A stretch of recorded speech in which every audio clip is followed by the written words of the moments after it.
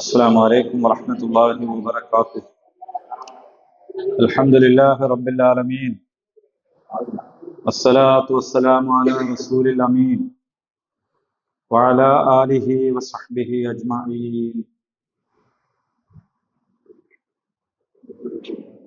إن أريد إلا الإصلاح ما استطعت وما توفيقي إلا بالله عليه توكلت وإليه أنيب. رب اشرح لي صدري ويسر لي أمري واحلل عقدة من لساني يفقهوا قولي. أعوذ بالله من الشيطان الرجيم.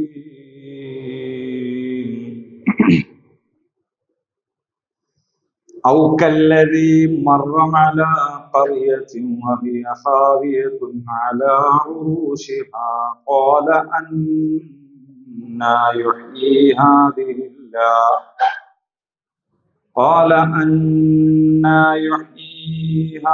الله بعد موتها فأماته الله 100 عام ثم بعثه قال كم لبثت؟ قال لبثت يوما أو بعض يوم قال بل لبثت 100 عام فانظر إلى طعامك وشرابك لم يتسنه وانظر إلى حمارك وليجعلك آية للناس وانظر إلى العظام كيف ننشزها ثم نكسوها لحما فلما تبين له قال أعلم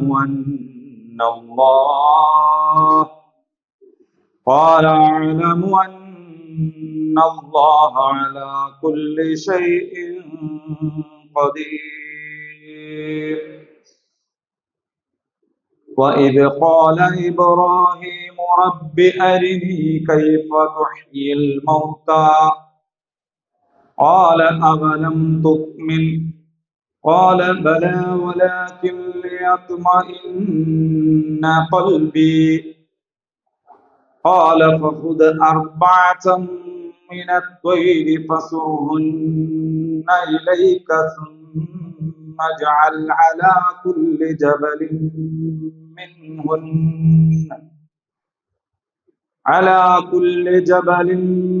منهن جزءا ثم ادعهن يأتينك سعيا واعلم أن الله عزيز حكيم.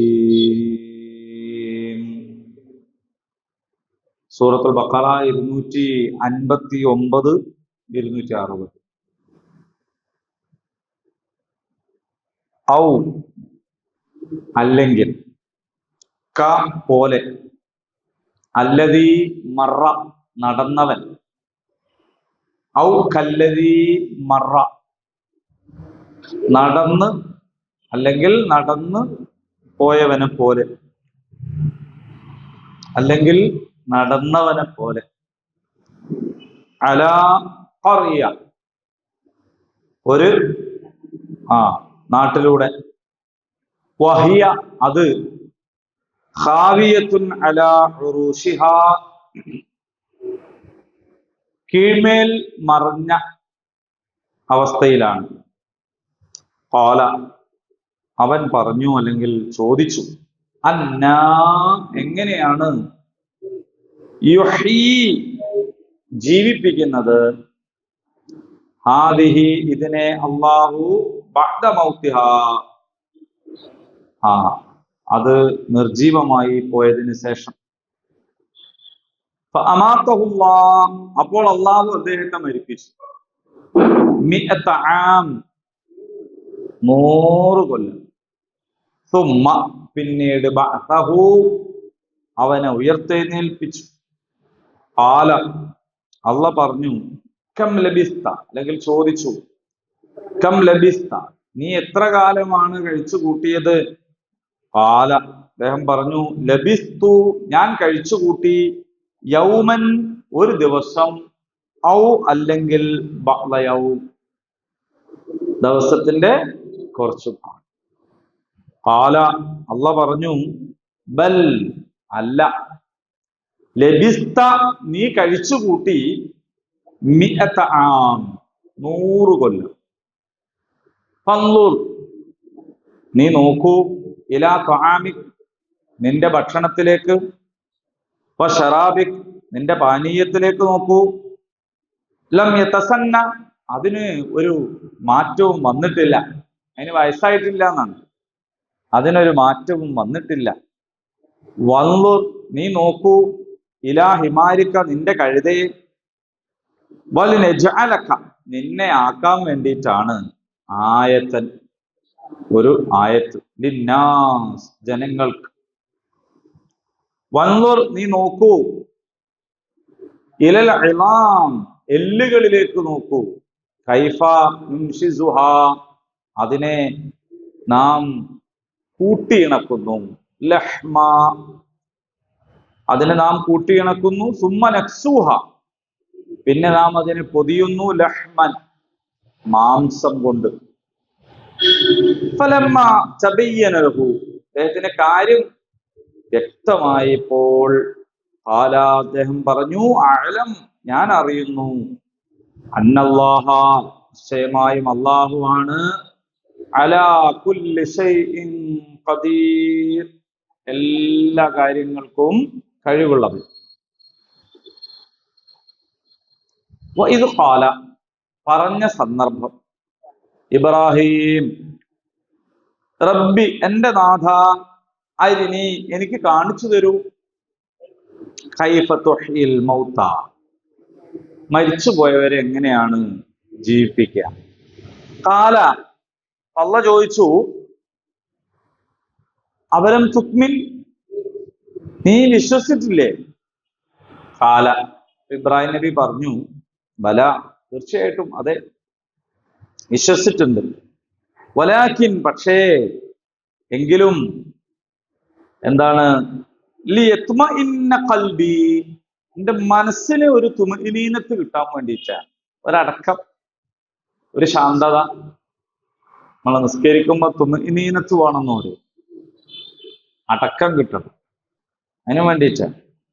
ഖാല അല്ലാഹ് പറഞ്ഞു, ഫഖുദ് എന്നാൽ നീ പിടിക്കി, അർബഅ 4 എണ്ണത്തെ, മിനത്വയ്ർ പക്ഷികളിൽ നിന്ന് 4 എണ്ണത്തെ പിടിക്കുക, ഫസുർഹുന്ന എന്നിട്ട് അതിനെ ഇണക്കുക, ഇലൈക നിന്നിലേക്ക്, സുമ്മ ജഅൽ പിന്നെ നീ വെക്കുക, അലാ കുല്ലി ജബലിൻ ഓരോ മലയിലും, മിൻഹുന്ന അവയിൽ നിന്നുള്ള ജുസ്ആ ഓരോ ഭാഗം, സുമ്മ പിന്നെ ഉദുഹുന്ന നീ വിളിക്കുക, യഅ്തീനക അവ നിന്നിലേക്ക് വരും, സഅയൻ ഓടിയിട്ട് അല്ലെങ്കിൽ വേഗത്തിൽ. വഅലം അറിയുക, അന്നല്ലാഹ് അല്ലാഹു ആണ്, അസീസുൻ ഹകീം പ്രതാപവാനാണ്, യുക്തിമാനാണ്. ഈ 2 ആയത്തുകളാണ് ഇന്ന് ഇൻഷാ അല്ലാഹ് നമ്മൾ മനസ്സിലാക്കാൻ ഉദ്ദേശിക്കുന്നത്. ഇതിന് മുമ്പുള്ള ആയത്തില് കുറച്ച് കാര്യങ്ങൾ പറഞ്ഞിരുന്നു, ആയത്തുൽ കുർസിക്ക് ശേഷം ചില കാര്യങ്ങൾ പറഞ്ഞു വരികയാണ്. അപ്പൊ അതില് കാഫിറുകളെ സംബന്ധിച്ചും മുഅ്മിനീങ്ങളെ സംബന്ധിച്ചും പറഞ്ഞു. മുഅ്മിനീങ്ങളുടെ വലിയ അള്ളാഹു ആണ്, അള്ളാഹു അവരെ അന്ധകാരങ്ങളിൽ നിന്ന് വെളിച്ചത്തിലേക്ക് നയിക്കുന്നു. കാഫിറുകളുടെ വലിയ താവൂത്താണ്. അപ്പോ താവൂത്ത് ദൈവേതര ദുശക്തികൾ വെളിച്ചത്തിൽ നിന്ന് അന്ധകാരങ്ങളിലേക്ക് നയിക്കുന്നു, ഇരുട്ടിലേക്കല്ല ഇരുട്ടുകളിലേക്ക് നയിക്കുന്നു. അപ്പൊ കാഫിറുകൾക്ക് ഒരുപാട് താവൂത്തുകളാണ് വലിയ, മുഅ്മിനീങ്ങൾക്ക് അള്ളാഹു ഏകനാണ് വലിയ. ഇനി കാഫിറായ ഒന്നിന് ഉദാഹരണമാണ് നമ്മൾ തൊട്ട് മുമ്പത്തെ ആയത്തിൽ പറഞ്ഞിരുന്നത്, അലം തറ ഇലല്ലദീ ഹാജ്ജ ഇബ്രാഹിം ഫീ റബ്ബിഹി ഇബ്രാഹിമിനോട് തൻ്റെ രക്ഷിതാവിന്റെ കാര്യത്തിൽ തർക്കിച്ച ഒരാൾ, അയാള് കാഫിറായിരുന്നു. അയാൾ ഇബ്രാഹിം നബിനോട് ചോദ്യമൊക്കെ ചോദിച്ചെങ്കിലും ഇബ്രാഹിം നബി നല്ല മറുപടിയൊക്കെ പറഞ്ഞെങ്കിലും അയാൾ എന്താക്കിയില്ല, വിശ്വസിക്കൊന്നും ചെയ്തില്ല. അപ്പൊ ബുഹിത്തല്ലതി കഫർ, ആ നിഷേധിക്ക് ഉത്തരം മുട്ടി. പക്ഷെ എന്നാലും അദ്ദേഹം എന്താക്കിയിട്ടില്ല, വിശ്വസിച്ചില്ല. അദ്ദേഹം ഇബ്രാഹിം നബിനെ ശിക്ഷിക്കാനാണ് മെനക്കെട്ടത്. ഉത്തരം മുട്ടിയാ പിന്നെ എന്താ ചെയ്യാ? ഉത്തരം മുട്ടിയാ ഒന്നെങ്കിൽ കൊഞ്ഞനം കാട്ടൂ അല്ലേ, ഇല്ലെങ്കിൽ കല്ലെടുത്തെറിയും. അങ്ങനെയാണ്. അപ്പോ ചിലപ്പോ നിങ്ങളും ഉമ്മാരും മക്കളും മുമ്പ് ഉത്തരം മുട്ടിയാൽ പടിയെടുക്കും. അതുപോലെ ന്യായം പറയും ചിലപ്പോ. അപ്പൊ ന്യായം പറഞ്ഞിട്ട് ഉത്തരം മുട്ടിയാ പിന്നെ എന്താ ചെയ്യാ? അപ്പൊ മുണ്ടരുത്, പോയിക്കോ അവിടുന്ന്. ഒരു തൽക്കാലം പോവും. പക്ഷെ അന്നേരം ഓരോ മനസ്സിലെന്തുണ്ടാവും? ആ ചോദ്യം അവിടെ ബാക്കിയുണ്ട്. അപ്പോൾ അത് കാഫിറിന് നിഷേധിക്കുള്ള ഉദാഹരണമായിട്ട് അവിടെ പറഞ്ഞു വെച്ചിരിക്കുകയാണ്. ഇനി വേറെ ഒരു സംഭവത്തിലേക്കാണ് പോകുന്നത്. ഈ സംഭവം എവിടെ നടന്നു, എപ്പോൾ നടന്നു, ഇതിലെ കഥാപാത്രം ആരാണ് തുടങ്ങിയ കാര്യങ്ങളൊന്നും ഇവിടെ വ്യക്തമാക്കിയിട്ടില്ല. എന്തുകൊണ്ട് വ്യക്തമാക്കിയിട്ടില്ല എന്ന് ചോദിച്ചാൽ, ഈ പറയാൻ പോണ കാര്യം മനസ്സിലാവാൻ അതിൻ്റെ ഒന്നും ആവശ്യമില്ല നിന്നതുകൊണ്ടാണ്. ഞാൻ പറഞ്ഞിരുന്നു, ഖുർആൻ നമ്മൾ ഉണ്ടാക്കുന്ന ആധാര ഭാഷയിലല്ല സംസാരിക്കുക, അല്ലേ? ഖുർആൻ്റെതായ ഒരു ശൈലിയും, ആ ശൈലിയിൽ വ്യക്തികൾ പ്രധാനമല്ല. ഒരാൾ എന്ന് പറയുള്ളൂ, ഒരു നാൾ എന്നേ പറയുള്ളൂ. അതേസമയത്ത് ഇന്ന ആളാണ് എന്ന് വ്യക്തമാകണമെങ്കിലോ ആളെ പറയുകയും ചെയ്യും. ഇത് കാല ഇബ്രാഹിം എന്നൊക്കെ പറഞ്ഞില്ലേ. അപ്പൊ ഇബ്രാഹിം അലൈഹി സ്വലാം ആണെന്ന് മനസ്സിലാവേണ്ടടുത്ത് അത് പറഞ്ഞു, അല്ലാത്തടത്ത് എന്ത് ചെയ്യൂല, അത് പറയില്ല.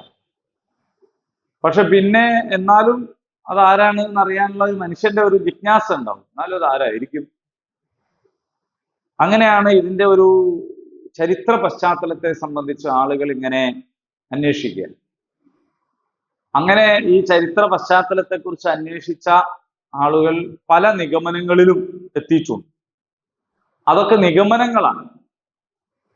അതിൽപ്പെട്ട ഒന്ന് ബാബിലോണിയൻ ബന്ധനം എന്ന പേരിൽ ഇസ്രായേൽ സമൂഹത്തിൽ അറിയപ്പെട്ട ഒരു സന്ദർഭമുണ്ട്.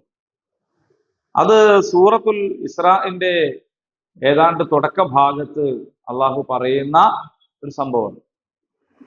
അതായത് ഒരു വലിയ മർദ്ദകനായിരുന്ന രാജാവിന്റെ കടന്നാക്രമണത്തിൽ ബൈത്തുൽ മഖ്ദിസ് തകർക്കുന്നുണ്ട്. എത്രത്തോളാണ് തകർക്കുന്നതെന്ന് ചോദിച്ചാല് മൊത്തം അടിച്ചു പൊളിച്ചു കളയുന്നു.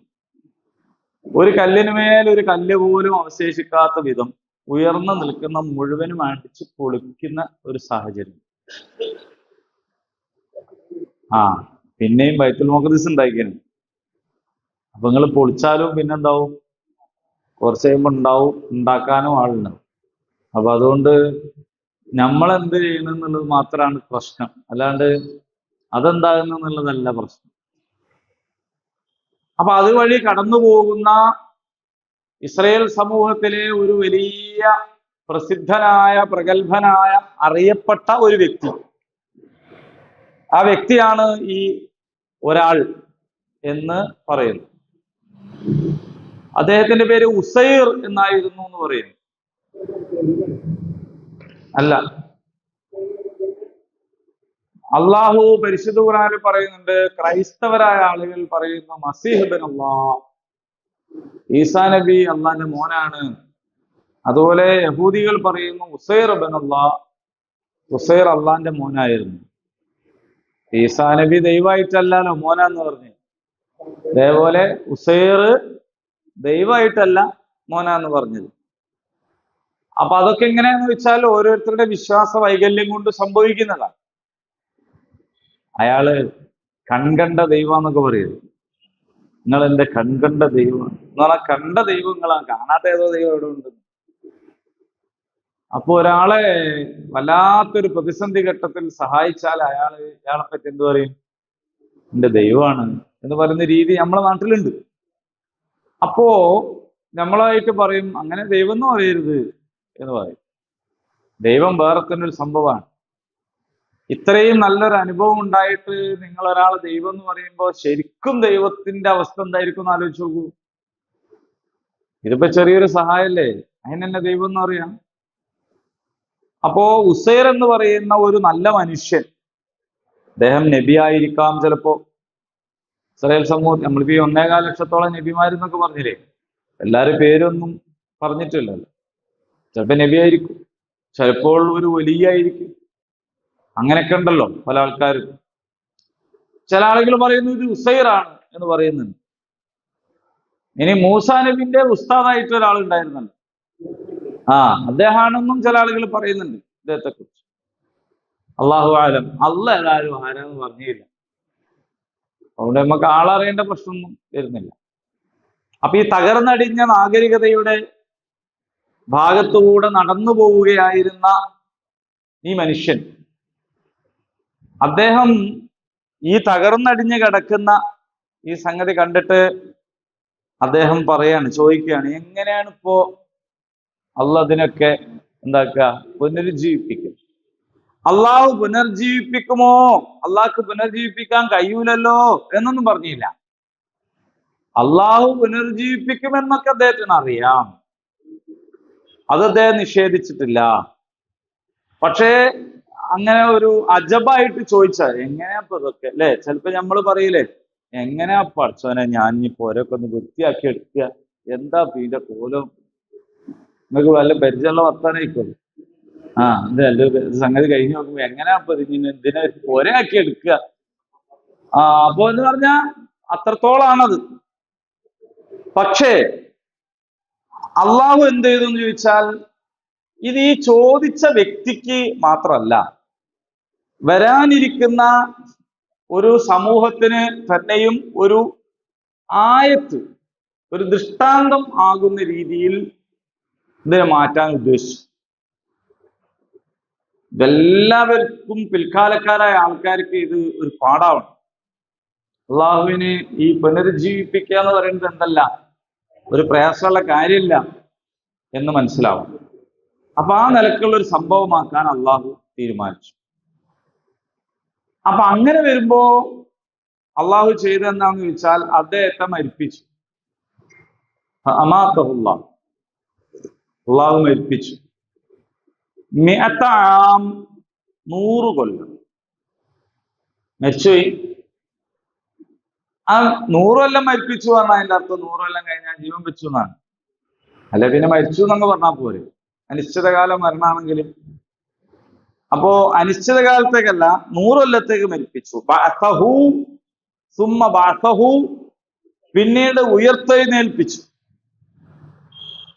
അപ്പൊ ഇതൊരു പാഠമാകണമെങ്കിൽ എന്താവണം എന്ന് ചോദിച്ചാൽ, ഇത് നാട്ടിൽ അറിയപ്പെട്ട ഒരാളായിരിക്കണം. വേണ്ടേ? നാട്ടിൽ അറിയപ്പെട്ട ഒരാൾ മരിച്ചാലല്ലേ പിന്നെ 100 കൊല്ലം കഴിഞ്ഞിട്ട് ആളെ കാണുമ്പോ അതൊരു ആയത്തായിട്ട് വരുള്ളൂ. ഇപ്പൊ നമ്മളൊരു ദിവസം മിഠായിത്തെരുവ് പോയി നോക്കുമ്പോൾ അക്ബർ ചക്രവർത്തിയാകും ഇപ്പോഴും വിചാരിച്ചു. ഇത് നമ്മളെ അപ്പോഴാണല്ലോ ഇതെന്താ നിങ്ങളിവിടെ എന്ന് ചോദിക്ക. ഏതോ അറിഞ്ഞുകൂടാത്ത ഒരു മനുഷ്യൻ അല്ലേ, നമ്മളെ കിരാലൂരോ മോരിക്കരയൊക്കെ ഉള്ള ഏതോ ഒരു മനുഷ്യനാണെങ്കിൽ 100 500 കൊല്ലം കഴിഞ്ഞിട്ട് പിന്നെ ഇവിടെ ഇങ്ങനെ നടക്കുന്നുണ്ടാലും നമ്മളാരും പ്രത്യേകിച്ച് ഏതൊരാൾ പോകണമെന്നല്ലേ വിചാരിക്കുള്ളൂ. അപ്പൊ ഏതോ ഒരാളാണെങ്കിൽ അതൊരു ദൃഷ്ടാന്താവുകയോ ചർച്ചയാവുകയോ ഒന്നും ചെയ്യൂല, ഒരാളിങ്ങനെ എന്ന് വിചാരിക്കുള്ളൂ. ചിലപ്പോ നമുക്ക് തോന്നും ഇയാൾ ഏത് കാലത്തെ കുപ്പായിട്ടിട്ടായി പോണത് എന്ന് ചിലപ്പോ തോന്നും. കാരണം 100 കൊല്ലം മുമ്പുള്ള തുണിയും കുപ്പായം അങ്ങനെ ഒന്നല്ലല്ലോ. നമ്മളോട് ചില നാസ്തികർ ചോദിക്കാറുണ്ട്, ഈ മുസ്ലിങ്ങൾ എന്ന് പറഞ്ഞാൽ പണ്ടത്തെ മുസ്ലിങ്ങളായിരുന്നു നല്ലത്, ഇപ്പോഴത്തെ മുസ്ലിങ്ങൾ മഹാവിടക്കാണ്, കാരണം ഒക്കെ പർദ്ദ നടക്കുന്നത് കണ്ടില്ലേ, അറേബ്യയിലൊക്കെ ഉള്ള ഡ്രസ്സാണ് ഇങ്ങോട്ട്. മുമ്പൊക്കെ എന്തായിരുന്നു മുസ്ലിം പെണ്ണുങ്ങളുടെ പഴയകാല ഡ്രസ്സ്, ഇങ്ങനെ പേടിപ്പെടുത്തുന്ന വല്ല പർദ്ദയായിരുന്നു? പർദ്ദ ഒലഞ്ഞ പേടിക്കണത് വേറെ ചോദ്യം, പേടിപ്പെടുത്തുന്ന പർദ്ദയായിരുന്നോ? പണ്ടൊക്കെ ഉള്ള പോലെ നടന്നാൽ പോരെ എന്ന് ചോദിക്കും. അവർക്ക് കുപ്പായത്തിൽ മാത്രമേ അതുള്ളൂ. പണ്ടൊക്കെ കേരളത്തിൽ ആൾക്കാർ കിഴങ്ങ് നിന്നിട്ടായിരുന്നു ജീവിച്ചത്. കിഴങ്ങുകളേ ഉള്ളായിരുന്നു, അരി പോലും പിന്നെ വന്നതാ. കിഴങ്ങ് വർഗ്ഗങ്ങളായിരുന്നു കേരളീയന്റെ ഭക്ഷണം. അതൊക്കെ മാറി അരിയായി, പിന്നെ അതിന്റെ അപ്പുറത്ത് പോയി ഇപ്പോ പിരിപിരി മന്തിന്റെ മുകളിൽ എത്തിയിട്ടുണ്ട്. അതൊന്നും അവർക്ക് പ്രശ്നമില്ല. ആകെ നമ്മളെ തുണിന്റെ മുകളിലാണ് അവർക്ക് പ്രശ്നം. അപ്പൊ പഴയ കാലത്തുള്ള ഒരു വസ്ത്രം ധരിച്ച ഒരാൾ പോകുന്നു എന്നതേ കവിഞ്ഞാൽ തോന്നുള്ളൂ. പക്ഷെ അറിയപ്പെടുന്ന ഒരാളാകുമ്പോഴാണ് ഇതൊരായത്താവുക. അപ്പൊ ഉസൈർ എന്ന് പറയുന്ന ഒരാളാണെങ്കിൽ അറിയപ്പെടുന്ന ഒരാളാണ്. അദ്ദേഹത്തിന്റെ ഭക്തി കൊണ്ടും ഇൽമ കൊണ്ടും ഈമാൻ കൊണ്ടും തഖ്വ കൊണ്ടും ഒക്കെ അറിയപ്പെട്ട ഒരാളാണ്. അദ്ദേഹം അള്ളാന്റെ മോനാണ് അവിവേകികൾ പറയുമാറ് അദ്ദേഹം എന്തായിരുന്നു? വലിയൊരാളായിരുന്നു. ഈസാ നബി അള്ളാന്റെ മോനാന്ന് പറയുന്നത് ഈസാ നബി എത്രത്തോളം ശ്രേഷ്ഠത ഉള്ള ഒരാളായത് കൊണ്ടാണ്. അറിഞ്ഞുകൂടാത്തവരും അവിവേകികൾ ജാഹിലുകൾ അള്ളാന്റെ മോനാന്നൊക്കെ പറഞ്ഞ് അപ്പൊ ദൈവമാണെന്ന് പറയുന്നത് അറിഞ്ഞുകൂടാത്തോണ്ടാണ്. പക്ഷെ നല്ലൊരാളെ പറ്റി അത് പറയുള്ളൂ. അപ്പൊ ഉസൈർ എന്ന് പറയുന്നത് ഒരു നല്ല വ്യക്തിയായിരുന്നു, അറിയപ്പെട്ട ആളായിരുന്നു. അപ്പൊ അങ്ങനെ ഒരു അറിയപ്പെട്ട ഒരാൾ ആണെങ്കിലാണ് എന്ത് ചെയ്യാ ഇങ്ങനെ പറയാം.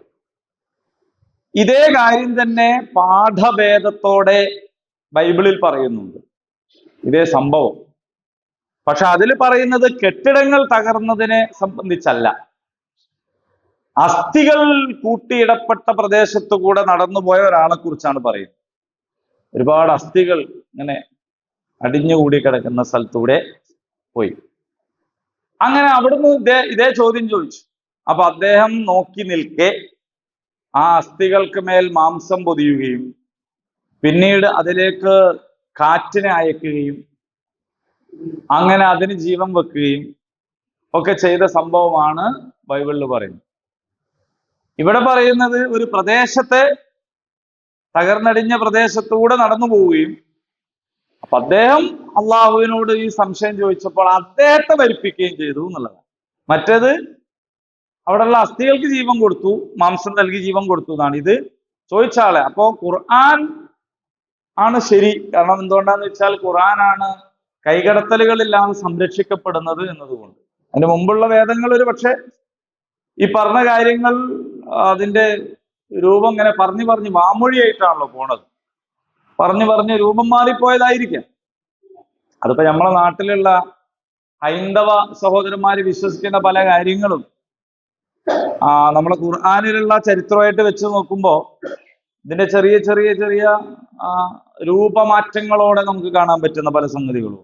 ഇപ്പോ പിന്നെ കൃഷ്ണനും കംസനും അല്ലെ, മൂസാ നബിയും ഫിറോനും എന്നുള്ള നിലക്ക് നോക്കുമ്പോ, മൂസാ നബിയും ഹാറൂൻ നബിയും എന്ന നിലക്ക് നോക്കുമ്പോ ഈ കൃഷ്ണന്റെ കൂടെ ഒരു ബലരാമനെ കാണുന്നുണ്ട്. പശു രണ്ടിടത്തിലുണ്ട്, മനസ്സിലായോ? അങ്ങനെ കുറെ സംഗതികൾ അവിടെ ഇവിടെയൊക്കെ ഉണ്ട്. അപ്പൊ എന്തുകൊണ്ടാന്ന് വെച്ചാൽ ഖുർആൻ അതിന്റെ മുസദ്ദിഖ ലിമാ ബൈന യദൈഹി, നിങ്ങളെ കയ്യിലുള്ളതിനെ സത്യപ്പെടുത്തുകയാണ് ഖുർആൻ ചെയ്യുന്നത്. എന്ന് പറഞ്ഞാൽ അതിൽ വന്നു ചേർന്നതൊക്കെ തട്ടി ഒഴിവാക്കി എഡിറ്റ് ചെയ്ത് നല്ല വൃത്തിയിൽ എന്താണോ അതങ്ങനെ തന്നെ പറഞ്ഞു തരുന്നു എന്നുള്ളതാണ്. അപ്പോ അതിപുരാതനമായ വേദപാഠങ്ങളിൽ തന്നെ ഈ സാദൃശ്യങ്ങൾ കാണാമെങ്കിൽ അതിനേക്കാൾ ശേഷം വന്ന ബൈബിളിൽ എന്ത് സംഭവിക്കും? തൗറാത്തില് ഇത്തരം സംഗതികൾ എഴുതി ചേർത്തിടത്തോ അല്ലെങ്കിൽ ഒക്കെ സംഭവിച്ച വ്യതിയാനങ്ങളാകാം. രണ്ടും ഒരു സംഭവമാകാനാണ് സാധ്യത. അല്ലാഹു നമുക്ക് അറിഞ്ഞൂടാ. എന്തായാലും ഖുർആൻ അതിന്റെ കൃത്യമായ കാര്യം അള്ളാഹു നമുക്ക് പറഞ്ഞു തരാണ്. ഇങ്ങനെയാണ് സംഭവിച്ചത്. അങ്ങനെ 100 കൊല്ലം അദ്ദേഹം എന്ത് ചെയ്തു? അവിടെ മരിച്ചു. എന്നിട്ട് ജീവിപ്പിച്ചു. സുമ്മ ബഅസഹു, പിന്നീട് അള്ളാഹു ഉയർത്തെഴുന്നേൽപ്പിച്ചു. എന്നിട്ട് അള്ളാഹു അദ്ദേഹത്തോട് ചോദിക്കുകയാണ്, അല്ല എത്ര കാലം കഴിഞ്ഞു? അപ്പൊ ഇത് ചോദിച്ചത് ഇങ്ങനെ നമ്മളിപ്പോ ചോദിക്കണ പോലെ ചോദിച്ചതാണോ? അല്ല ഒരു അശരീരി പോലെ ഇങ്ങനെ മുഴുങ്ങി കേട്ടതാണോ? അല്ല ഹൃദയത്തോടുള്ള ഒരു സംഭാഷണം? ഇതൊന്നും നമുക്ക് അറിഞ്ഞൂടാ. നമുക്ക് ആകെ അറിയാം അള്ളാഹ് ചോദിച്ചു. എങ്ങനെ ചോദിച്ചു? അല്ലാഹു അഅലം. നമുക്ക് സ്വർഗത്ത് പോയിട്ട് ചോദിക്കണം, പടച്ചോനെ അന്ന് എങ്ങനെയാ ചോദിച്ചത്, അപ്പൊ നമുക്കത് തിരിയുള്ളൂ. ഇപ്പൊ ഇതിങ്ങനെ തിരിഞ്ഞാൽ മതി എന്നാ വെച്ചത്. കാരണം എന്താ വെച്ചാൽ എല്ലാം നമുക്ക് അറിഞ്ഞൂടാ. പറഞ്ഞാലും മനസ്സിലാവൂല, ചില സംഗതികൾ പറഞ്ഞാൽ മനസ്സിലാവൂല. ചില സംഗതി കുട്ടികൾ നമ്മളോട് വന്ന് ചോദിച്ചാൽ ഈ പങ്ക് വയ്ക്കുക, അതൊക്കെ അങ്ങ് തിരിഞ്ഞോളും എന്ന് പറയല്ലാതെ ഓന് പറഞ്ഞു കൊടുത്തിട്ട് കാര്യമില്ല, അത് തിരിയാൻ ഓനായില്ല എന്നുള്ളത്. ഇപ്പൊ നമ്മൾ പത്രത്തിലൊക്കെ വായിക്കുന്നില്ല, ISROയിൽ നിന്ന് റോക്കറ്റ് വിക്ഷേപിച്ചു എന്നൊക്കെ പറയാം. നമുക്ക് തിരിയുന്നൊരു ഭാഷയിൽ അത് എഴുതിയെന്നുള്ളൂ. അതിന്റെ സാങ്കേതികമായിട്ടുള്ള ശാസ്ത്രീയമായിട്ടുള്ള വർത്താനങ്ങളൊക്കെ ഉണ്ട്. നമ്മക്ക് പറഞ്ഞാൽ തിരിയൂല. നമ്മൾ ഇയാൾക്ക് ഇതെന്തായി പറയണെന്ന് വിചാരിക്കും. പക്ഷെ അതിനൊക്കെ അതിൻ്റെതായ, നിങ്ങൾ സസ്യങ്ങളെ കുറിച്ച് പഠിക്കുമ്പോൾ ഇതിന്റെ ശാസ്ത്രീയ നാമം ഇങ്ങനെയാണ് എന്നൊക്കെ പറയും. നമ്മളെ പൂളൊക്കെ അല്ലേ നമ്മൾ വാങ്ങുന്ന കപ്പ, ഇതിന്റെയൊക്കെ ശാസ്ത്രീയ നാമം കേട്ട നമ്മൾ തന്നെ എണീറ്റുണ്ടാവും. കാരണം ഭയങ്കര പേരാ അതിനൊക്കെ ഉള്ളത്. സംഗതി നമ്മളെ പുയിങ്ങണ സാധനല്ലേ, അതാണ്. പക്ഷെ അതിന്റെ പേരൊക്കെ ഭയങ്കരമാണ്. ഇതുപോലെ പക്ഷെ നമ്മൾ പീടികയിൽ പോയിട്ട് അത് ചോദിച്ചാൽ കിട്ടൂല. നമ്മക്ക് തിരിയുന്ന ഭാഷയാണ് നമ്മൾ സംസാരിക്കുക. അള്ളാഹു നമ്മളോട് പറയാ നമുക്ക് തിരിയുന്നിടത്തോളാണ്. ബാക്കി അള്ളാനെ നമുക്ക് തിരിയാണ് വേണ്ടത്. അള്ളാഹ് പറഞ്ഞു ഇങ്ങനെ പറഞ്ഞു, ഇങ്ങനോ പറഞ്ഞിട്ടുണ്ടാവും. എങ്ങനെ പറഞ്ഞാലും നമുക്ക് കുഴപ്പമൊന്നുമില്ല. അള്ളാഹ് പറഞ്ഞു, ഇത്രേ ഉള്ളൂ. അപ്പൊ ചോദിച്ചു, അല്ല എത്ര കാലം കഴിച്ചു കൂട്ടി? ഉടനെ അദ്ദേഹം പറഞ്ഞു, ഒരു ദിവസം. 100 കൊല്ലം കഴിഞ്ഞാണ്, ഒരു ദിവസം ഇല്ലെങ്കിൽ കുറച്ച്, ഒരു ദിവസത്തിന്റെ കുറച്ച്. അപ്പൊ അള്ളാഹ് പറഞ്ഞത്, അല്ല 100 കൊല്ലായി, 100 കൊല്ലമായി. നീ നിന്റെ ഭക്ഷണത്തിലേക്ക് നോക്കൂ, വെള്ളത്തിലേക്ക് നോക്കൂ. അപ്പൊ കൊണ്ടുവന്ന ഭക്ഷണം വെള്ളം ഒന്നും കേടുന്നില്ല. എന്നാൽ നീ നിന്റെ കഴുതയിലേക്ക് നോക്കൂ. അപ്പൊ അതെന്തായി പോയിണ്? ദ്രവിച്ച് അവസാനത്തെ ഒരു കഷ്ണം എല്ലെന്തോ ഒരു ബാക്കി, അത്രേ ഉള്ളൂ. ബാക്കി ഇവിടെ ഒരു കഴുത ഉണ്ടായെന്ന് മനസ്സിലാക്കാൻ പാകത്തിൽ എന്തോ ഒരു സംഗതിയേ ഉള്ളൂ, ബാക്കിയൊന്നുമില്ല. അപ്പൊ ശരിക്ക് കേട് വരേണ്ടത് ഭക്ഷണമാണ് ആദ്യം കേട് വരേണ്ടത്. അത് കേടൊന്നില്ല, മറ്റേത് കേടൊന്നു. ഇതൊക്കെ പണ്ടാണെങ്കിൽ വിശ്വസിക്കാൻ വലിയ പാടായിരുന്നു. ഇന്ന് പക്ഷേ കുറച്ചും കൂടി നമുക്ക് എളുപ്പമായി തന്നിട്ടുണ്ട് കാര്യങ്ങൾ. നമ്മള് രാവിലെ വാങ്ങാൻ വൈകുന്നേരം കേടുവരുന്ന പാലില്ലേ, പാല് പാക്കറ്റ് പാല് കുറച്ചുകൂടിയൊക്കെ നിൽക്കൂലേ? ഇപ്പം മിൽമ ഇറക്കിയ ഒരു സാധനം 30 റുപ്യുള്ള ഒരു പാക്കറ്റ്, 3 മാസം അതിന്റെ വാലിഡിറ്റി. പാല് തന്നെ. അപ്പൊ നമ്മള് പറയും എന്തല്ലോ ചേർത്തുന്നുണ്ടാവും, എന്നിട്ട് കേട്, അങ്ങനെയാണ്. അപ്പൊ ഞാൻ മൊത്തത്തിൽ നമ്മൾ പറയണ എന്തല്ലോ ചേർത്തുന്നുണ്ടാവും. സംഭവം അതല്ല. എന്താ സംഭവം? പാല് കേടായി പോകാൻ സഹായിക്കുന്ന ഒരു സാധനം അതിൻ്റെ അകത്തുണ്ട്. അതിനങ്ങോട്ട് പിൻവലിച്ചാണ്. അപ്പൊ അതിന് പിൻവലിച്ചാൽ പിന്നെന്താവൂല, അത് കേടാവൂല. ഇപ്പൊ അതിന്റെ എക്സ്പയറി ഡേറ്റ് 3 മാസമാണ്. വേറെ എന്തോന്നും കൂടി പിൻവലിച്ചാ അതിനെക്കാട്ടും കൂടും. അപ്പൊ ഈ മനുഷ്യന്റെ ഭക്ഷണം കേടാവാണ്ടിരിക്കാൻ പഠിച്ചോൻ ആ സാധനം ഊരാട് വെച്ചിട്ടുണ്ടാവത്രല്ലേ. 100 കൊല്ലം അടങ്ങനെ നിന്ന് നല്ല ഉഷാറായിട്ട് ഞെളിഞ്ഞു നിന്ന് ഫുഡ്. ഇത്രേ ഉള്ളൂ. നമ്മളിപ്പോ മെഡിക്കൽ എക്സിബിഷൻ ഒക്കെ പോയാല് നമുക്ക് കാണാൻ പറ്റും കിഡ്നി, ലിവർ, ഇതൊക്കെ സാധനങ്ങളൊക്കെ ഉപ്പിലാകുകയും ചെയ്യുന്നുണ്ട്. സാധാരണ നിലക്ക് അത് വെച്ചാൽ വേഗാടായി പോവും. പക്ഷെ ഇത് കുപ്പിയിൽ വെച്ചാണ്. അപ്പൊ എന്തോന്നൊരു മുക്കിയിട്ടപ്പോ ആളുണ്ട്. നമ്മളെ ശരീരം പഠിക്കാൻ വേണ്ടിയിട്ട് മെഡിക്കൽ കോളേജിൽ ഇങ്ങനെ തുറന്നു വെച്ച മയ്യത്താണെങ്കിലും കവറിൽ എപ്പോഴോ 3 ദിവസം കഴിയുമ്പോൾ കണ്ണൂരി വീണു. പക്ഷെ ഈ സാധനം ഇങ്ങനെ കിടക്കുകയാണ് എത്ര കാലം വേണമെങ്കിലും. അപ്പൊ ഇത് അള്ളാഹുവിനെ സംബന്ധിച്ചിടത്തോളം ഇതങ്ങ് ഊരി വെക്കാൻ എന്താ പണിയില്ല. അത്രേ പൈലുള്ളൂ. മുമ്പ് കാലത്തൊക്കെ ആണെങ്കിൽ 100 കൊല്ലം ഇപ്പൊ അങ്ങനെ ഭക്ഷണം നിൽക്കുവോ എന്നൊക്കെ ചോദിക്കുന്നു. ഇപ്പോ ആ ചോദ്യത്തിന് പ്രത്യേകിച്ച് ഒരു പ്രസക്തിയില്ല. എത്ര കാലം അല്ലെങ്കിലും ഒരു സാധനവും നശിക്കുന്നില്ല, ഒരു സാധനവും നശിക്കുന്നില്ല. എന്താ നിങ്ങളൊരു വെള്ളമൊന്നും കുടിക്കാത്ത പോലെ ഇരുന്ന് കേൾക്കുന്നു? രൂപമാറ്റം സംഭവിക്കുന്നേ ഉള്ളൂ. ഏത് സാധനമായാലും ഒന്നും നശിക്കൂല, എല്ലാം രൂപമാറ്റം സംഭവിക്കുക. മനുഷ്യനും അങ്ങനെയാണ്. മനുഷ്യന് നമ്മള് ആദ്യം കുഞ്ഞന് വാവ, കുട്ടി, മുത്തേ പൊന്നെ, ചെറിയ വാവാണ്. ഒരു വലിയ മനുഷ്യൻ പറയുമ്പോ വാവാണെന്നാണ് വിളിക്കുക നമ്മള്. വിളിക്കൂല. ചെറിയ കുഞ്ഞനാവുമ്പോ ആരോഗ്യ മാഷൊക്കെ ചെറിയ കുട്ടി ഒരു 6 മാസം പ്രായമുള്ളപ്പോ ആണെങ്കിൽ എല്ലാവരും കളിപ്പിച്ചിട്ടുണ്ടാവും അല്ലെ, അതേ നോക്ക് എന്നൊക്കെ വന്നു. ഇപ്പൊ അങ്ങനെ പറയാൻ പറ്റുമോ? പറയാൻ പറ്റില്ല. അപ്പൊ എന്താ സംഭവിച്ചത്? ആള് മാറി, സ്വഭാവം മാറി. ആളെ സ്വഭാവം രാവിലത്തെ സ്വഭാവിക്കുമല്ല വൈകുന്നേരം, അത് വേറെ. മദ്രസയിലുള്ളപ്പോഴുള്ള മൈരിക്കുമല്ല പുരയിൽ വന്നാല് അത് മാറും. ഇങ്ങനെ മാറും, മാറ്റങ്ങൾക്ക് വിധേയമായി. ഈ മാറ്റമല്ലാതെ യഥാർത്ഥത്തിൽ എന്തില്ല? അപ്പൊ മരിച്ചുപോയി എന്ന് നമ്മൾ പറഞ്ഞാൽ തടിയിൽ നിന്ന് റൂഹ് വേറൊരു അവസ്ഥയിലേക്ക് മാറി, ബർസഖിലേക്ക് പോയി, ആത്മപ്രധാനമായ ഒരു ജീവിതം. ഈ തടി എന്താവുന്നുള്ളൂ? നശിക്കുന്നില്ല, അത് രൂപം മാറുന്നുള്ളൂ. പക്ഷികൾ ഉറുമ്പിനെ കൊത്തി തിന്നും, പക്ഷി ചത്താൽ ആ ഉറുമ്പ് പക്ഷിനെ തിന്നും, അല്ലേ? ഇത്രയല്ലോ, അങ്ങോട്ടും ഇങ്ങോട്ടാണത്. അപ്പോ നമ്മൾ മാങ്ങയും ചക്കയൊക്കെ തിന്നുന്നു. നമ്മളെ കുഴിച്ചിട്ട് കഴിഞ്ഞാൽ ഈ മാവിന്റെ വേര് കവറിൽ വന്നിട്ട് നമ്മളെ വലിച്ചെടുത്തിട്ട് കൊണ്ടുപോയിട്ട് മാങ്ങ ഉണ്ടാവും. ഖബർസ്ഥാനിലെ മാങ്ങക്കൊക്കെ ഒരു പ്രത്യേക രസം. അപ്പോ അങ്ങോട്ടും ഇങ്ങോട്ടുമാണ് ഇതിങ്ങനെ തിരിഞ്ഞ് മറിഞ്ഞ് പോവാണ്, മാറ്റം. അപ്പൊ അള്ളാഹു തആല എന്ത് ചെയ്തു എന്ന് വെച്ചാൽ ഒരു 100 കൊല്ലം സസ്പെൻഡ് ചെയ്തു, അവിടെ വെച്ച്. ഗുഹാവാസികളെ എത്ര കാലാണ് അവിടെ വെച്ചത്? പിന്നെ അവര് ഭക്ഷണം വാങ്ങാൻ പോയി നോക്കുമ്പോഴാണ് നേരത്തെ പറഞ്ഞ അക്ബർ ചക്രവർത്തിന്റെ കാലത്തുള്ള കോയിൻസ് ആയിട്ട് വരുന്നത്. ഇനി എവിടുന്നാ വരുന്നതെന്ന് വെച്ചിട്ട് ഓനൊന്നും മനസ്സിലാവില്ല. കാരണം മൂപ്പരെ സംബന്ധിച്ച് ഉച്ചവരെ കിടന്നുറങ്ങിയിട്ട് എണീറ്റ് വരുന്നതാണ് രീതി. നോവിനവിന്. അപ്പോ ഈ സംഗതിയിൽ പ്രത്യേകിച്ചൊന്നുമില്ല. പക്ഷെ എന്നാലും അതൊരു ദൃഷ്ടാന്തമാണ്. ആ ദൃഷ്ടാന്തം സാധാരണ സംഭവിക്കാത്ത ഒരു കാര്യമായതുകൊണ്ടാണ്. അതുകൊണ്ടാണല്ലോ അത് വാർത്തയാവുന്നത്. സാധാരണ നടക്കുന്ന സംഗതി വാർത്തയാവൂല. ഓട്ടോറിക്ഷയിൽ നിന്ന് കളഞ്ഞു കിട്ടിയ പേഴ്സ് ഡ്രൈവർ ഉടമസ്ഥനെ ഏൽപ്പിച്ചു. ഇതൊരു വാർത്തയാകുന്നത് എന്തുകൊണ്ടാണ്? സാധാരണ ആരും ഏൽപ്പിക്കലില്ല, അതുകൊണ്ടല്ലേ. മോരിക്കരയിൽ ഒരു വീട്ടിൽ രാവിലെ വീട്ടമ്മ വെള്ളം കോരിയപ്പോൾ ബക്കറ്റ് നിറയെ വെള്ളം കിട്ടി. ഇതൊരു വാർത്തയാവോ? ഇല്ല. എല്ലാ വീട്ടിലും വെള്ളം കോരുന്നു, വെള്ളം കിട്ടും. പക്ഷെ ഒരു വീട്ടിൽ വെള്ളം കോരിയപ്പോൾ പെട്രോൾ കിട്ടി. അപ്പൊ എന്താവും? വാർത്താവോ മാത്രല്ല, പിന്നെ നാട്ടുകാർക്ക് തന്നെ സ്വയം ഉണ്ടാവില്ല. കാരണം എന്താ?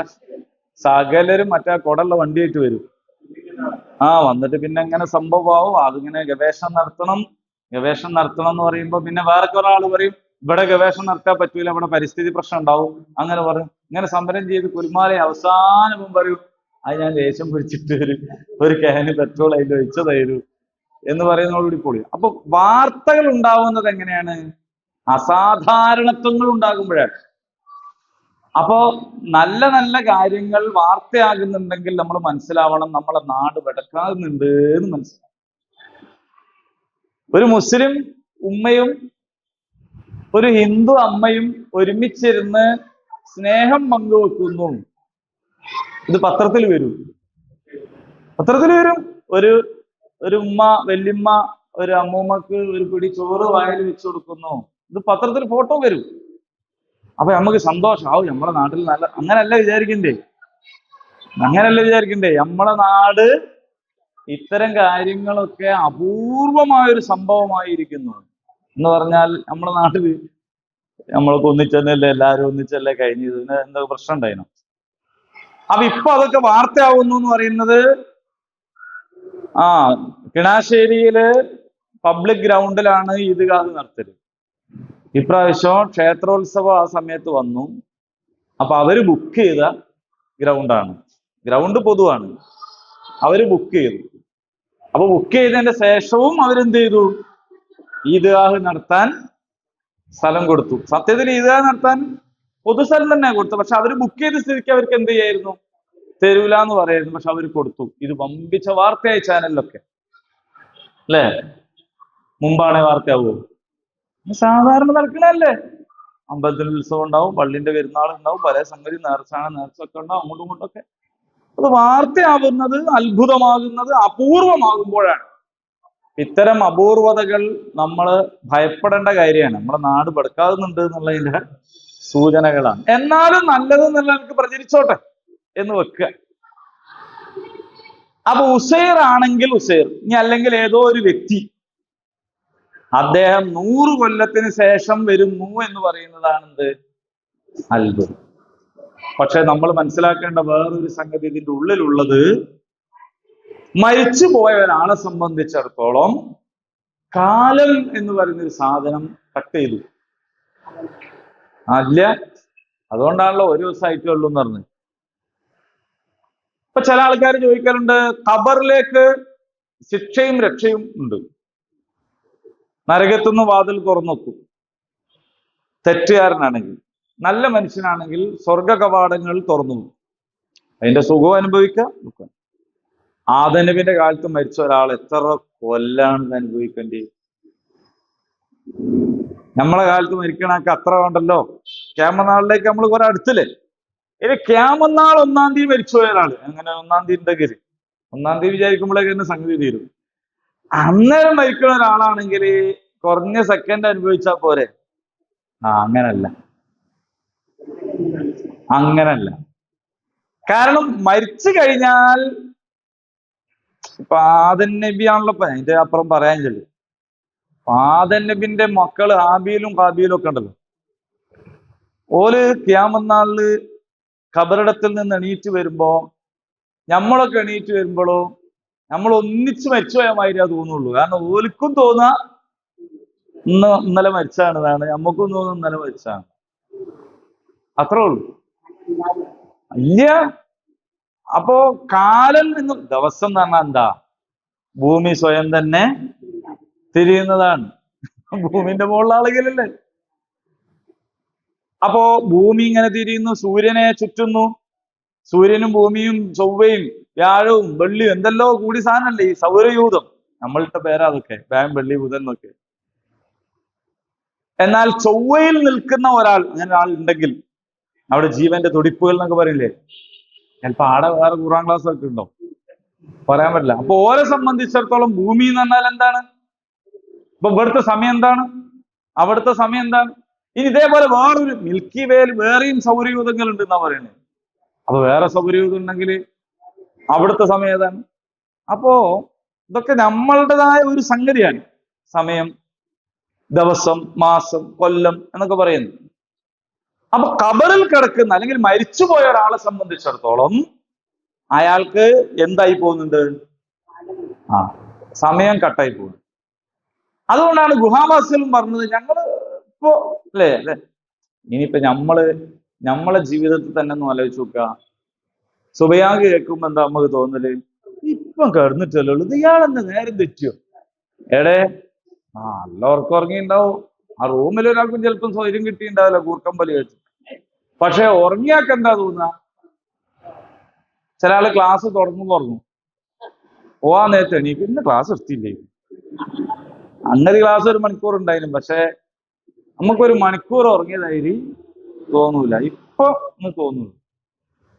അപ്പോ കൈലൂലത്ത് കേട്ടില്ല നിങ്ങള്? കേട്ടില്ല അല്ലെ? ഉച്ചയുറക്കം. ഉച്ചയുറക്കം എന്ന് പറയുന്നതിന് ആ പേര് വരാൻ കാരണം കുറഞ്ഞ സമയം എന്നുള്ളതാണ്. പക്ഷെ നമ്മൾ തോറ് കഴിഞ്ഞ് കിടന്നാല് ചിലപ്പോ അസറൊന്നും ഓർമ്മ ഉണ്ടാകും. അപ്പോ എന്നാലും ഉണർന്നാൽ നമുക്ക് തോന്നുക കിടന്നു. അപ്പൊ മരിച്ചാൽ ഈ ഉറക്കം തന്നെയാണ് വേറെ നിലക്ക് മരണം എന്ന് പറയുന്നത്. സ്വപ്നം അങ്ങനെയാണ്, അതിന്റെ ദൈർഘ്യം. കുറഞ്ഞ സമയം ഒരാൾ സ്വപ്നം കാണും. പക്ഷെ നമ്മൾ എത്ര കാണുന്നത് അല്ലേ? നല്ലതാണ്, വേഗം തീർന്നും പോകും ഒരു സ്വപ്നം. പക്ഷെ നല്ലത് ശരിക്കും 4-3/4 സെക്കൻഡ് തന്നെ കാണാനല്ലോ. ബെടക്കാണെങ്കിലാണ് പിന്നെ കുറെ നേരം ഇരിക്കട്ടെ. ഏതായാലും 100 കൊല്ലം മരിച്ചു കിടന്ന ഒരാൾ പറയുന്നത് യൗമൻ ഔ ബൗദ യൗം, കുറഞ്ഞ ഒരു സമയമാണ് എന്നാണ് അയാൾക്ക് തോന്നുന്നത്. പക്ഷെ അള്ളാഹു പറഞ്ഞു അങ്ങനല്ല, 100 കൊല്ലം ഉണ്ടായിരുന്നു. നീ നോക്ക്. അതേ സമയത്ത് കഴുത എന്തായി പോയിട്ടുണ്ട്? ദ്രവിച്ചു പോയിട്ടുണ്ട്. പക്ഷെ അള്ളാഹു എന്ത് ചെയ്യുന്നുണ്ട്? അതിനെ ഒന്നിപ്പിക്കുന്നു. എന്നിട്ട് എല്ലുകളിലേക്ക് നോക്കൂ, എങ്ങനെയാണ് നാം അതിനെ കൂട്ടിയിണക്കുന്നത്, പിന്നെ എങ്ങനെയാണ് മാംസം കൊണ്ട് പൊതിയുന്നത്, ഇതൊക്കെ കൂടി ആയപ്പോ അദ്ദേഹത്തിന് കാര്യം വ്യക്തമാണ്. അതുകൊണ്ടാ പറയണത് ഇത് മുഅ്മിനായ ഒരാളായിരുന്നു. മുഅ്മിനല്ലാത്ത ഒരാൾക്ക് കാര്യം പറഞ്ഞു കൊടുത്താലും ബുഹിത്തല്ലദീ കഫർ എന്ന് പറഞ്ഞല്ലോ, ആ നിഷേധിയുടെ ഉത്തരം മുട്ടി. നേരത്തെ തർക്കിച്ച മനുഷ്യന് കാര്യങ്ങളൊക്കെ പറഞ്ഞു കൊടുത്തെങ്കിലും അദ്ദേഹം എന്താ ചെയ്ത്? എന്നാ ആയിക്കോട്ടെ എന്ന് വിശ്വസിച്ചോ? ഇല്ല, ദേഷ്യം പിടിക്കുക ചെയ്ത്. നേരത്തെ പറഞ്ഞ പോലെ കൊഞ്ഞനം കുത്തുകയാണ് ചെയ്തത്, അല്ലെങ്കിലോ ആക്രമിക്കുകയാണ് ചെയ്തത്, വധശിക്ഷയ്ക്ക് വിധിക്കുകയാണ് ചെയ്തത്. അതേസമയത്ത് മുക്മിനാണ്, പക്ഷെ മുക്മിനായതോടൊപ്പം തന്നെ ഒരു കാര്യത്തിൽ എന്ത്? സംശയം. അങ്ങനെ സംശയം ഉണ്ടാകുന്നതോടുകൂടി ഈമാൻ അങ്ങ് പോയി പോകുന്നില്ല. ഒരാൾക്ക് ഇപ്പൊ അങ്ങനെ ഒരു സംശയം തോന്നിയത് കൊണ്ട് എന്താവൂല? ഈമാൻ നഷ്ടപ്പെടൂല. പക്ഷെ ആ തോന്നലിന്റെ ഒടുവിൽ എനിക്ക് എന്റെ പരിമിതികളെ കുറിച്ച് അറിവുണ്ടാവുകയും അള്ളാഹുവിലേക്ക് തന്നെ ഞാൻ തിരിയുകയും വേണം. അപ്പോഴാണ് മുക്മിനാവുക.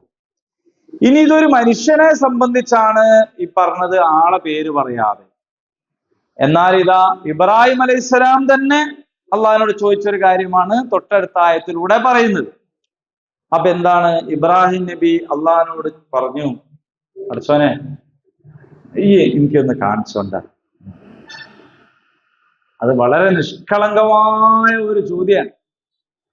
മരിച്ചുപോയവരെ എങ്ങനെ ജീവിപ്പിക്കലെന്ന് എനിക്കൊന്ന് കാണിച്ചോണ്ട. അള്ളയും അതേപോലെ തന്നെ ഒരു ചോദ്യമായി. അല്ല, എനിക്ക് വിശ്വസിച്ചില്ലേ, ഇതുവരെ വിശ്വസിച്ചില്ലേ?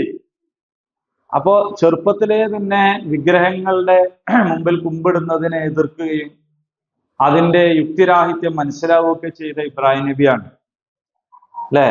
ആ ഇബ്രാഹിം നബി ആണ് അള്ളനോട് ചോദിക്കണേ, എനിക്കത് കാണിച്ചു തരും. അപ്പോ അള്ള ചോദിക്കണം, അല്ല എനിക്കിപ്പോഴും വിശ്വാസമായി. വിശ്വാസമൊക്കെ ഉണ്ട്. കാരണം വിശ്വാസമൊക്കെ ഉണ്ട് എന്ന് പറഞ്ഞ അതിന്റെ അർത്ഥം എന്താ? വിശ്വസിക്കണമെങ്കിൽ ഇപ്പൊ എനിക്ക് കാണിച്ചൊന്നും തരണമെന്നില്ല, അതെനിക്ക് അറിയാം. ഇനി പറഞ്ഞാൽ തന്നെ ഓക്കെ. പക്ഷെ ഒന്ന് കാണാനാണ് വേണ്ടത്. ഒന്ന് കാണാനുള്ള ഒരു പൂതി കൊണ്ടാണ്. കാരണം നമ്മളുടെ ഒരു ഉറപ്പ് പോരാ. ശരിക്കും നബിമാർക്ക് നല്ല ഉറപ്പ് വേണം. നബിമാർക്ക് മറ്റുള്ളവരോട് പറയണം, നിങ്ങൾ ഊഹത്തിന്റെ അടിസ്ഥാനത്തിലാണ് നിങ്ങളുടെ ആശയം പ്രചരിപ്പിക്കുന്നത്, ഞാൻ എൻ്റെ ബോധ്യത്തിന്റെ അടിസ്ഥാനത്തിലാണെന്ന് പറയണം. അതുകൊണ്ടാണ് മുഹമ്മദ് നബി സ്വല്ലല്ലാഹു അലൈഹി വസല്ലമയുടെ മേറാജ് കൊണ്ടൊക്കെ കാണിച്ചു കൊടുത്തത്, എല്ലാം കാണിച്ചു കൊടുത്തു. എന്നിട്ട് പിന്നെ സ്വർഗത്തിലുള്ള ആൾക്കാർ, നരകത്തിൽ ഇന്ന ആൾക്കാർ, പല ജാതി ശിക്ഷകളും. എന്തിനാണ് നമുക്ക് പറഞ്ഞു. ഇപ്പൊ നമ്മൾക്ക് നമ്മുടെ വീട്ടിലൊരു കാർ ഉണ്ടെങ്കിൽ ആ കാറിന്റെ പെട്രോൾ ടാങ്കിൽ കൊള്ളുന്ന പെട്രോൾ മതി. പക്ഷെ പെട്രോൾ പമ്പിലുള്ളവന്റെ അടുത്ത് ആ പെട്രോൾ പോരാ. കാരണം നാട്ടിലുള്ള എല്ലാ വണ്ടിയിലും പെട്രോൾ അടിക്കണം. അതുകൊണ്ടാണ് വലിയ ലോറിയിൽ അവിടെ കൊണ്ട് ഇറക്കുന്നത്. നമ്മൾ ആരെങ്കിലും പറയില്ല അങ്ങനത്തെ ലോറിയിൽ പെട്രോൾ എടുക്കുന്നു, അതിന്റെ ആവശ്യമില്ല. നബിമാരെ സംബന്ധിച്ച് ഇതിന്റെ ഒരു ഹബ്ബാണ്. ഇതിങ്ങനെ എന്ത് ചെയ്യണം? എല്ലാവർക്കും എത്തിച്ചു കൊടുക്കാൻ മാത്രമുള്ള ഒരു തുമഈനത്ത് കിട്ടണം. അതുകൊണ്ടാണ് അള്ളാഹു നബിമാർക്ക് ചില പ്രത്യേകമായ അറിവുകൾ, പ്രത്യേകമായ ദൃഷ്ടാന്തങ്ങൾ, പ്രത്യേകമായ ആയത്തുകൾ ഒക്കെ കൊടുക്കുന്നത്. മൂസാ നബി അല്ലെ അള്ളാഹുവിനെ ആയിട്ട് സംസാരിച്ചു. പക്ഷെ മൂസാ നബി കാണണമെന്നാണ് ആദ്യം നോക്കിയോ എന്ന് പറഞ്ഞിട്ട് നോക്കുമ്പോഴേക്ക് എന്തായിപ്പോയി. അപ്പോ പിന്നെ അത് മൂസാ നബിയിൽ ഉണ്ടാക്കുന്ന ഒരു വമ്പിച്ച ഒരു ബോധ്യം. അപ്പൊ ഇബ്രാഹിം നബി ചോദിച്ചു, എങ്ങനെ രണ്ടാമതും എങ്ങനെ ഒന്ന് പറഞ്ഞു തരുമോ, അല്ലെങ്കിൽ ഒന്ന് കാണിച്ചു തരുമോ എന്ന് ചോദിച്ചു. അപ്പൊ അത് വിശ്വാസമില്ലാത്തതുകൊണ്ടൊന്നല്ല. എന്നാ പിന്നെ ഒരു കാര്യം ചെയ്യും, കാണിച്ചു തരാം. നീ 4 പക്ഷികളെ പിടിച്ചു കൊണ്ടോന്ന് കൈമന്ന് വിട്ടാ പറന്നു പോണ കോലത്തിലായാൻ പറ്റൂല. അതുകൊണ്ടാണ് ഇണക്കാൻ പറഞ്ഞത്. ഇണക്കുക എന്തായാലും പറയാ, ഇണങ്ങാന്നല്ലേ നമ്മൾ പറയലേ, ഇണക്കുക അല്ലേ? അങ്ങനെ ഇണക്കിയാൽ ഇണങ്ങും. എല്ലാം ഒന്നും ഇണങ്ങൂല. ചിലത് ഇണക്കല്ലാത്ത ജീവികളുണ്ട്, മനുഷ്യനായിട്ട് ഇണങ്ങാത്ത ജീവികളുണ്ട്. പക്ഷേ ഒരുവിധം ജീവികളൊക്കെ മനുഷ്യനെ ഇണങ്ങും എന്നാണ്. അപ്പൊ നമ്മള് വളരെ ശ്രദ്ധിച്ചാലും, അപ്പൊ കോഴിയൊക്കെ ആണെങ്കിൽ ഒരുപാട് പണിയൊന്നും എടുക്കാണ്ട് തന്നെ ഇണങ്ങും. നമ്മളടുത്ത് വരും, നമ്മള് തീറ്റിട്ടെടുത്താൽ തിന്നതാക്കി ആക്കി വെച്ചു, നമ്മള് വിളിച്ചാലൊക്കെ വരും.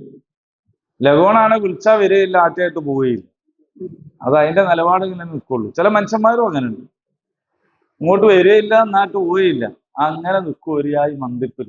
ലഗോന്റെ കുറെ ലഗോൺ തിന്നിട്ട് അങ്ങനെ ആയിപ്പോയതാണോ അറിയില്ല, ചില അങ്ങനെ ഉണ്ട്.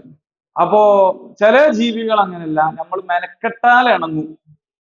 പൊതുവിൽ കീരിയെ പോലുള്ള സാധനങ്ങളൊന്നും മനുഷ്യനോട് ഇണങ്ങി ജീവിക്കുന്നതല്ല. പക്ഷെ ചിലരെന്ത് ചെയ്യാറുണ്ട്, അതിനൊക്കെ ഇണക്കും. പാമ്പിനൊക്കെ ഇണക്കി അങ്ങനെ. അപ്പൊ ഇവിടെ പറയണത് 4 പക്ഷികളെ പിടിച്ച് നിന്നോട് ഇണക്കുക എന്ന് പറയുന്നു. ഫസുർഹുന്ന ഫസുർഹുന്ന ഇലൈക, നിന്നിലേക്ക് ഇണക്കുക. കാരണം ഇനി ചെയ്യാൻ പോണത് അതിനെ വിളിക്കാൻ പോവാണ്. അങ്ങനെ വിളിച്ചാൽ വരണമെങ്കിൽ ആദ്യം തന്നെ ഇണങ്ങിയതാവണ്ടേ. അതൊന്നും അറിയില്ല, 4 എണ്ണന്നേ പറഞ്ഞുള്ളൂ. അർബഅത്തം മിനത്വയർന്നാണ്. അത് വ്യത്യസ്ത ഇനം എന്നൊന്നും പറഞ്ഞിട്ടില്ല. തഫ്സീറിൽ ഇന്ന പക്ഷിയെന്നൊക്കെ പറയുന്നുണ്ട്, പല തഫ്സീറുകളിലും ഇന്നതാണെന്നൊക്കെ പറയുന്നുണ്ട്. അതൊന്നും അറിയില്ല നമുക്ക്, അതൊക്കെ നിഗമനങ്ങളാണ്.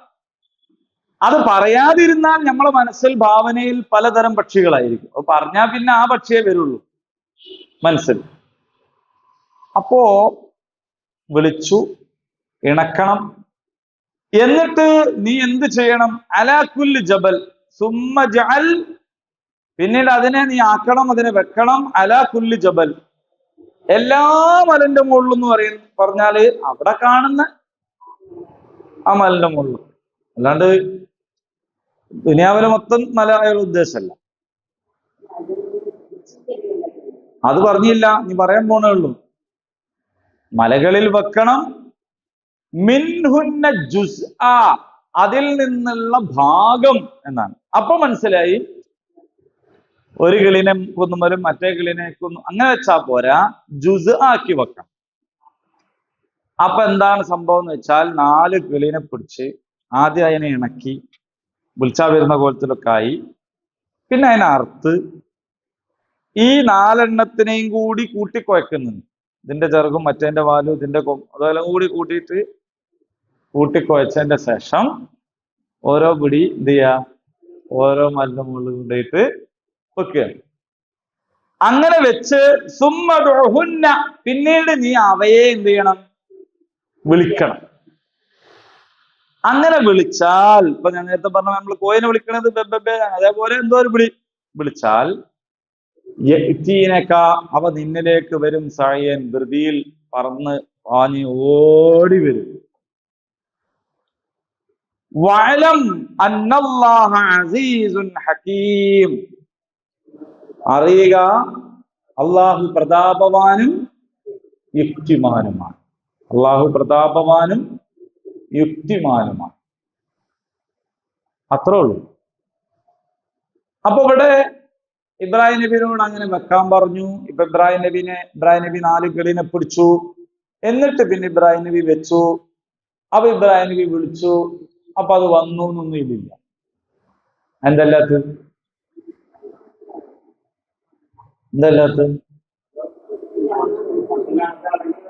അതായത് പറയുന്നത് നമ്മളോടല്ല, ആരോടാ? ഇബ്രാഹിം നബിനോടാണ്. ഇബ്രാഹിം നബിനോട് 4 കിളിയെ പിടിക്കാൻ പറഞ്ഞു. എന്നിട്ട് ഇബ്രാഹിം നബി പിടിച്ചു എന്ന് പിന്നെ പറയണ്ട. ഇപ്പൊ ഞാൻ അയാളോട് പോയിട്ട് 500 റുപ്യ ചോദിച്ചപ്പോ അയാൾ 500 തന്നു എന്ന് ഞാൻ എപ്പോഴാ പറയാ? അയാൾ തരാതിരിക്കാനുള്ള ഒരു സാഹചര്യം കൂടി ഉണ്ട്, വേണമെങ്കിൽ അയാൾക്ക് തരാണ്ടിരിക്കാം. അപ്പോഴാണ് ഞാൻ ചോദിച്ചപ്പോ അയാൾ തന്നു എന്ന് പറയേണ്ടി വരുന്നത് അപ്പോഴാണ്. അതാണ്. അതേ സമയത്ത് ഇവിടെ ഇബ്രാഹിം നബിനോട് അള്ളാഹു ഒരു കാര്യം കൽപ്പിച്ചിട്ട് പിന്നെ ഇബ്രാഹിം നബി അത് ചെയ്തു എന്ന് പ്രത്യേകം പറയേണ്ടിയില്ല. ഇല്ല, ഇബ്രാഹിം നബിനോട് കൽപ്പിച്ചു പറഞ്ഞാൽ തന്നെ എന്താണ്, ഇബ്രാഹിം നബി ചെയ്തു. അതാണ് ഇബ്രാഹിം നബി. ഇത് ഖാല ലഹു റബ്ബു അസ്ലിം, ഇബ്രാഹിം നബിനോട് പറഞ്ഞു അസ്ലിം. ഖാല അസ്ലംതു ലിറബ്ബിൽ ആലമീൻ. ഉടനെ തന്നെ ഇബ്രാഹിം അപ്പൊ ഇത് വേറെ സ്ഥലത്ത് പഠിപ്പിച്ചു തന്നിട്ടുണ്ട് നമുക്ക്. ഇബ്രാഹിം നബി ആരാണ് ആദ്യം പഠിപ്പിച്ചു തന്നിട്ടുണ്ട്. അപ്പൊ അതുകൊണ്ട് ഇബ്രാഹിം നബി അത് ചെയ്തു എന്ന് പ്രത്യേകം പറയേണ്ടിയില്ല, ചെയ്യാണ്ടിരിക്കണ പ്രശ്നമില്ല. അപ്പൊ പക്ഷിയെ കൂട്ടിക്കൊണ്ടുവരാൻ പറഞ്ഞു, കൊണ്ടുവന്നു. ഇണക്കാൻ പറഞ്ഞു, ഇണക്കി. അറുക്കാൻ പറഞ്ഞു, അറുത്തു. കഷ്ണിച്ച് ഓരോ സ്ഥലത്ത് ഭാഗം വെച്ച് വെക്കാൻ പറഞ്ഞു, വെച്ചു. വിളിക്കാൻ പറഞ്ഞപ്പോ വിളി പറന്നു വന്നു. ഓക്കെ. അള്ളാഹുവിനെ സംബന്ധിച്ചിടത്തോളം അള്ളാഹു പ്രതാപവാനും യുക്തിമാനുമാണ്. അപ്പൊ പരലോകത്ത് പറഞ്ഞെന്താ അറിയോ, നിങ്ങൾ മരിച്ചിട്ട് നിങ്ങളെ കത്തിച്ചിട്ട് ആ വെണ്ണീരെടുത്തിട്ട് ഒഴുകുന്ന നിളാനദിയിൽ കൊണ്ടുപോയി ഒഴുക്കിയാല് നിങ്ങളങ്ങ് കഴിച്ചലായി പോകുന്നില്ല. മനസ്സിലായോ? ഇത് ഒന്നായിട്ട് ജീവനോട് മരിച്ച് ഒരു മനുഷ്യന്റെ മയ്യത്ത് മൊത്തം കബറിൽ വെച്ചാൽ എണീറ്റ് വരുമെന്നൊന്നും വിചാരിക്കണ്ട. ഇത് നിങ്ങള് ഇന്ത്യയിലെ എത്ര നദികളാണ്, പ്രധാനപ്പെട്ട പുണ്യ നദികളുണ്ട്, ആ നദികളിലൊക്കെ കുറേശ്ശെ കുറേശ്ശെ ആക്കിയിട്ട് ഭാഗം വെച്ച് തൊയ്ക്കാലും അവസാനം എന്താവും? അവസാനം എല്ലാം കൂടി വരും. അങ്ങനെ പോകും, അങ്ങനെ തിരിച്ചു. അതൊരു കാര്യം തന്നെയാണ്. അതൊന്നായിട്ട് നമ്മളെ ചില വീഡിയോസ് ഒക്കെ റിവേഴ്സിൽ കാണിക്കലുണ്ട് അല്ലെ? റിവേഴ്സിൽ കാണിക്കും ചില വീഡിയോസ്. നമ്മളിങ്ങനെ വിതറി എറിയുന്നു, പിന്നെ ഒന്നായിട്ട് ഇങ്ങോട്ട് കാണിക്കുന്നുണ്ട് ചിലപ്പോ. അതേപോലെ പല ഖബർസ്ഥാനിലും ആയിരിക്കും ഉള്ളത്. ഉമ്മ അവിടെ ആയിരിക്കും, ബാപ്പ അവിടെ ആയിരിക്കും, അല്ലാപ്പുറത്തേക്കും.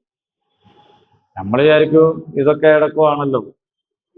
പക്ഷെ ഇവരെല്ലാരും കൂടി അള്ളാഹു ഒരു ദിവസം എല്ലാരെയും ഇങ്ങോട്ട് കൊണ്ടുവരും. അപ്പൊ ഇങ്ങനെ എല്ലാവരും, അപ്പൊ പണ്ട് 500 കൊല്ലം മുമ്പ് മരിച്ച ആളും ഇനി 500 കൊല്ലം കഴിഞ്ഞിട്ട് മരിക്കാനുള്ള ആളും ഒക്കെ ഒരേപോലെ പോകും.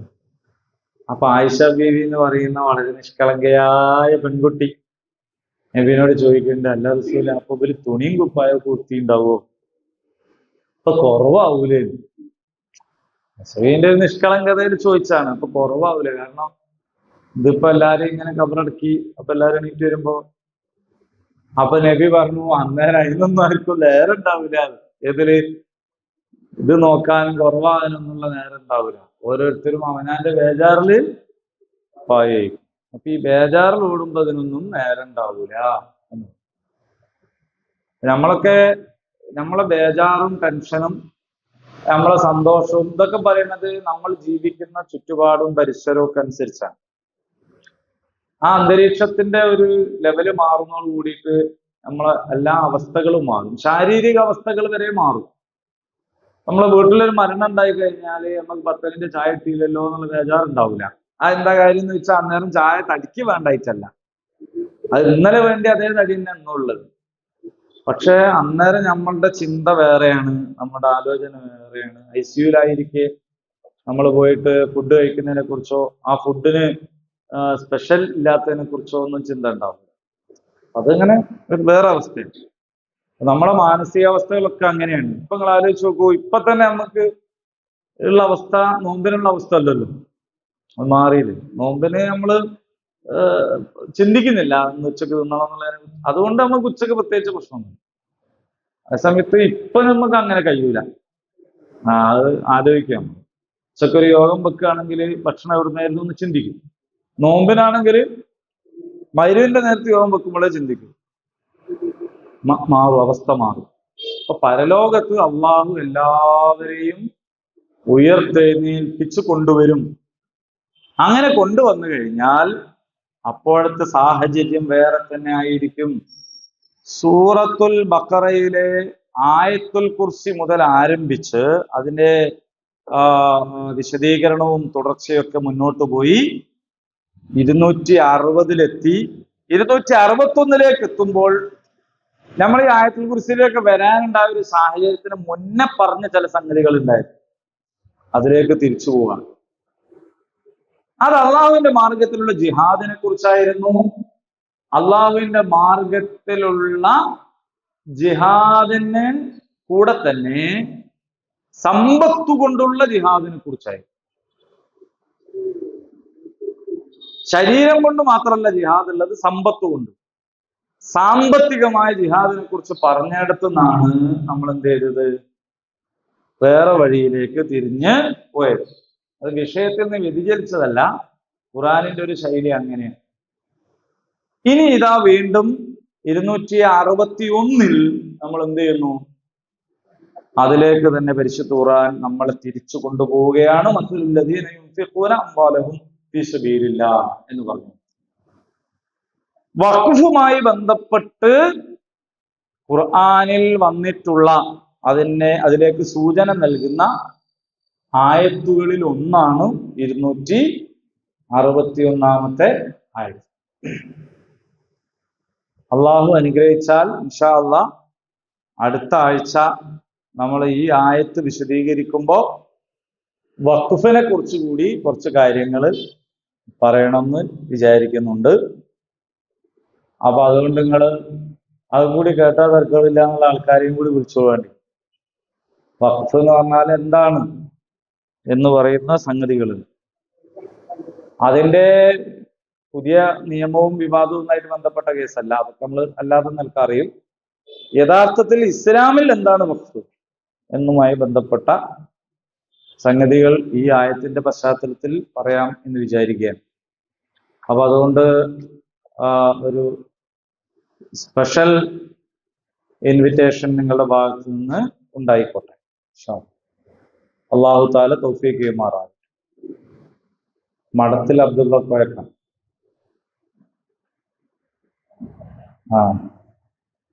മാഷ അംസക്കാരൊക്കെ ജ്യേഷ്ഠൻ അല്ലേ? എന്നെക്കാൾ നിങ്ങൾക്കാണ് അറിയാം. അള്ളാഹു മഗ്ഫിറത്തും റഹ്മത്തും നൽകി അനുഗ്രഹിക്കുമാറാകട്ടെ. അതേപോലെ കഴിഞ്ഞ ആഴ്ച നമ്മൾ പറഞ്ഞിരുന്നു ഞങ്ങണ്ടൂരിലുള്ള പ്രേമോൻ, അദ്ദേഹത്തെ കുറിച്ച്. അള്ളാഹു മഗ്ഫിറത്തും റഹ്മത്തും നൽകി അനുഗ്രഹിക്കും. ഇന്നലെ ചേളന്നൂരില് ഒരാൾ മരിച്ചിട്ടുണ്ട്, ആയിഷ, കുരുന്നാളി ഷേഖു സാഹിബിന്റെ ഭാര്യ, ബപ്പടിയൊക്കെ ആയിട്ട് ബന്ധമുള്ള ഒരാളാണ്. അപ്പോ അവർക്കും അള്ളാഹു മഗ്ഫിറത്തും റഹ്മത്തും നൽകി അനുഗ്രഹിക്കും. നമുക്ക് പേരറിയുന്നവരും അറിയാത്തവരുമായ ഒരുപാട് ആളുകൾ അള്ളാഹു നിശ്ചയിച്ച ഒരു അജലിൽ തിരിച്ചു പോവുകയാണ്. പടച്ച റബ്ബ് അവരുടെയൊക്കെ ബർസഖിയായ ജീവിതം സന്തോഷപ്രദമാക്കുമാറാകട്ടെ. പരിക്ക് പറ്റി രോഗാവസ്ഥയിൽ ഐസിയുവിലും വെന്റിലേറ്ററിലും ഒക്കെ കിടക്കുന്നവരും അള്ളാഹു ശിഫ നൽകി അനുഗ്രഹിക്കുമാറാകട്ടെ. നമ്മുടെ പ്രാർത്ഥനയിൽ നമ്മൾ അവരെയൊക്കെ ഉൾപ്പെടുത്തുക. അങ്ങനെ ചെയ്താൽ അവർക്ക് ശിഫ കിട്ടുകയും ഒക്കെ ചെയ്യുന്നതോടൊപ്പം പ്രാർത്ഥിക്കുന്ന നമുക്ക് വേണ്ടി മലക്കുകൾ പ്രാർത്ഥിക്കും അള്ളാഹുവിനോട്. ആ സ്വഭാവത്തിൽ നമ്മളത് നല്ലൊരു സുന്നത്തായിട്ട് കൊണ്ടു നടക്കേണ്ടതാണ്. റബ്ബ് സുബ്ഹാനഹു തആല ഇതിനകം മരണപ്പെട്ടവരെയും നമ്മളെയും ജന്നാത്തുൽ ഫിർദൗസിൽ ഒരുമിച്ച് കൂട്ടി അനുഗ്രഹിക്കുമാറാകട്ടെ. രോഗാവസ്ഥയിലും വലിയ പരിക്കിലും കഴിയുന്ന ആൾക്കാർക്ക് അള്ളാഹു ശിഫ നൽകുമാറാകട്ടെ. അതുപോലെ തന്നെ നമ്മെ അള്ളാഹു എല്ലാ അപകടങ്ങളിൽ നിന്നും അപകട മരണങ്ങളിൽ നിന്നും കാത്തുരക്ഷിക്കുമാറാകട്ടെ. اللهم ربنا آتنا في الدنيا حسنة وفي الآخرة حسنة وقنا عذاب النار. آمين. الحمد لله.